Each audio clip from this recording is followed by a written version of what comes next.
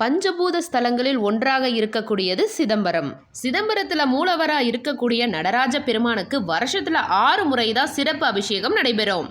சித்திரை ஓணம், ஆனி திருமஞ்சனம், ஆவணி சதுர்த்தசி, புரட்டாசி சதுர்த்தசி, மார்கழி ஆருத்ர தரிசனம், மாசி மாதத்துல வரக்கூடிய சதுர்த்தசி.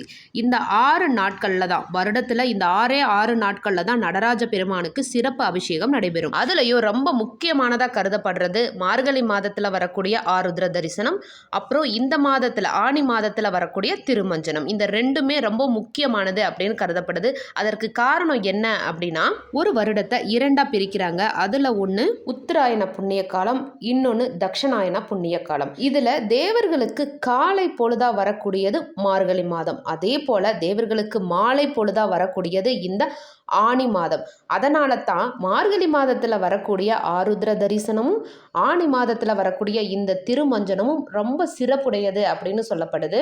இந்த 2 அபிஷேகங்களும் சிதம்பரத்துல 10 நாள் பிரம்ம உற்சவமா நடைபெறுது.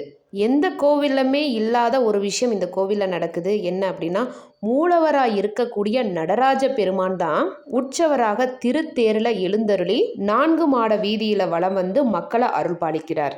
ஆனி உத்திர திருமஞ்சன வழிபாடு யாரெல்லாம் செய்கிறாங்களோ அவங்களோட பாவங்கள் அனைத்துமே அளிக்கப்பட்டு சகல சௌபாகியங்களும் கிடைக்கும் அப்படின்னு சொல்லப்பட்டிருக்கு. இந்த அற்புதமான நாள் என்னைக்கு வருது அப்படின்னா, ஜூலை 2ஆம் தேதி புதன்கிழமை தாங்க ஆனி உத்திர திருமஞ்சனம்.